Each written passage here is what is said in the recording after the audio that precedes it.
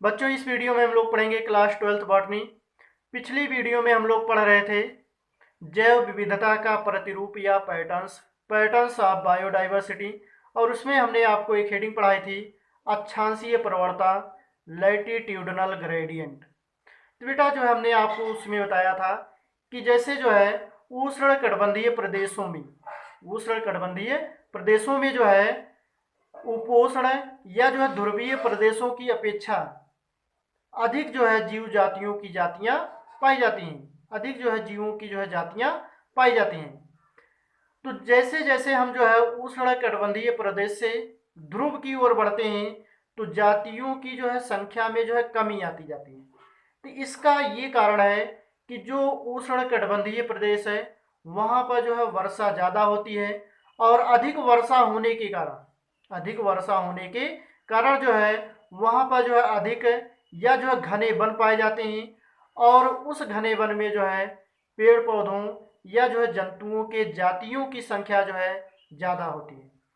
तो बेटा आज इस वीडियो में हम लोगों की कौन सी टॉपिक पढ़नी है इसको हम जान लेते हैं। इसमें फर्स्ट टॉपिक है तुंगीय प्रवणता। सेकंड टॉपिक है जातीय क्षेत्र विविधता। तीसरी टॉपिक है जैव विविधता का पारतंत्र में महत्व। और अगली टॉपिक है जैव विविधता के क्षति के कारण। इसमें हमें जो है 4 टॉपिक पढ़नी है। तो इसमें फर्स्ट हेडिंग है तुंगीय प्रवणता, अल्टीट्यूडनल ग्रेडियंट। अल्टीट्यूडनल ग्रेडियंट क्या होता है? तो अक्षांशीय प्रवणता के समान ही जो है मैदान से पर्वतीय ऊंचाई की ओर बढ़ने पर जातियों की विविधता जो है कम हो जाती है। जातियों की विविधता बेटा क्या होती है? कम हो जाती है। 1000 मीटर की ऊंचाई पर बढ़ने पर सामान्यतः तापमान में जो है 6.5 डिग्री सेल्सियस की कमी आ जाती है। इसी कारण इन स्थानों पर जीवों की कमी आ जाती है। जीवों की जो है क्या आ जाती है? कमी आ जाती है। जैसे बेटा जो है जो मैदानी क्षेत्र है वहां पर जो है वर्षा ज्यादा होगी, तो वहां पर जो है जीव जातियों या जो है पेड़ पौधों की जो है जातियां अधिक संख्या में होंगी, है ना। अधिक जो है जीव जातियों की संख्या पाई जाएगी। और जैसे जैसे हम जो है मैदानी क्षेत्रों से जो है पर्वतीय क्षेत्रों की ओर बढ़ते हैं तो तापमान में जो है कमी आ जाती है और वर्षा कम होती है। इसके कारण पर्वतीय क्षेत्रों में जो है जीव जातियों की संख्या कम होती है। तो मैदानी क्षेत्रों की अपेक्षा पर्वतीय क्षेत्रों में जो है जीव जातियों की संख्या कम होती है, अर्थात जो है मैदानी क्षेत्रों की अपेक्षा जो है पर्वतीय क्षेत्रों में जैव विविधता जो है कम पाई जाती है। इसका रीजन है कि तापमान में कमी। इसके बाद बेटा सेकेंड हेडिंग है तीसरी, जातीय क्षेत्र विविधता। जातीय क्षेत्र विविधता, species area diversity. Species area diversity. इसमें एक वैज्ञानिक है अलेक्जेंडर वान हम्बोल्ट। अलेक्जेंडर वान हम्बोल्ट के अनुसार अलेक्जेंडर वान हम्बोल्ट के अनुसार किसी क्षेत्र की जातीय समृद्धि, किसी जाति की जो है जातीय समृद्धि जो है जीवों के वितरण क्षेत्र बढ़ने के साथ बढ़ती है। जीवों के वितरण क्षेत्र के बढ़ने के साथ बढ़ती है। जैसे बेटा मान लीजिए कोई ये एरिया है, स्थान है इतना बड़ा, है ना। तो यहाँ पर मान लीजिए जो है 100 जो है जीवों की जातियां पाई जाती हैं। अगर यही क्षेत्र जो है बढ़ा दिया जाए, इसको जो है इतना कर दिया जाए, है ना। मानिए अगर जो है 100 मीटर था, 100 मीटर से 200 मीटर कर दिया जाए तो यहाँ पर जातियों की संख्या जो है बढ़ जाएगी। मान लीजिए यहाँ पर 80 जातियां और बढ़ गई तो कितना हो गया? 180 जो है जातियां। तो जब जो है कोई भी स्थान हो, है ना, तो अगर जो है स्थान में जो है बढ़ोतरी हो रहा है, स्थान में क्या हो रहा है? बढ़ोतरी। अगर जो है क्षेत्र जो है बढ़ रहा है, जैसे कोई क्षेत्र है पहले इतना था, अब क्षेत्र जो है बढ़ करके इतना हो गया, तो उसमें जो है जातियों की संख्या में भी जो है वृद्धि हो जाएगी। तो अलेक्जेंडर वॉन हम्बोल्ट के अनुसार जो है अगर जो है क्षेत्र जो है बढ़ता है, किसी भी क्षेत्र की जो है जातीय समृद्धि जीवों के क्षेत्र के बढ़ने के साथ बढ़ती है। अगर जो है क्षेत्र बढ़ता है तो जीवों के जातियों की संख्या भी बढ़ेगी। इसके बाद बेटा है जैव विविधता का पारितंत्र में महत्व, importance of species diversity in the ecosystem. तो बेटा जो है समृद्ध जैव विविधता, समृद्ध जैव विविधता जो है अच्छे पारितंत्र व मानव जीवन को जीवित रहने के लिए जो है अति आवश्यक है। तो समृद्ध जैव विविधता माने अधिक जैव विविधता जो है अच्छे पारितंत्र एवं मानव जीवन को जो है जीवित रहने के लिए अति आवश्यक है। आजकल जो है जातियां विलुप्त हो रही हैं, मतलब जो है नष्ट हो रही है, जिसका प्रभाव पारितंत्र पर पड़ता है, इस पर पड़ता है पारितंत्र पर। जिससे बेटा जो है अगर जो है पेड़ पौधों की अधिक जातियां रहेंगी तो हमें तरह तरह के जो है भोजन, तरह तरह के जो है औषधियां जो है प्राप्त होती रहती है ना। यह जो है पेड़ पौधों की संख्या अधिक रहने पर जो है हमें जो है ऑक्सीजन ज़्यादा प्राप्त होगा और ये पौधे जो है कार्बन डाइऑक्साइड को जो है ग्रहण कर लेंगे प्रकाश संश्लेषण क्रिया में। तो हमें जो है अधिक मात्रा में ऑक्सीजन युक्त वायु जो है उपलब्ध हो सकता है।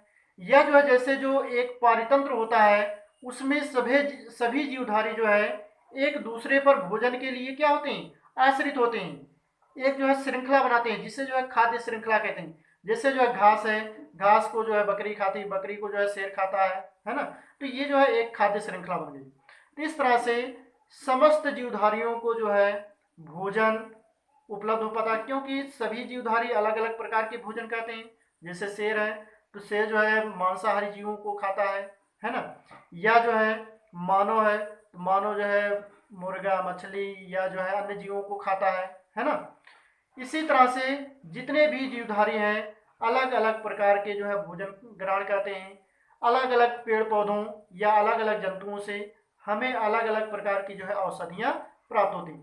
तो जैव विविधता जितना ज़्यादा रहेगी उतना ही जो है हमें सुविधा होगी। इसके बाद बेटा हम पढ़ेंगे जैव विविधता के क्षति के कारण। तो जैव विविधता इस समय जो है कम हो रहा है, इसका जो है कारण क्या है? तो causes of biodiversity, causes of biodiversity.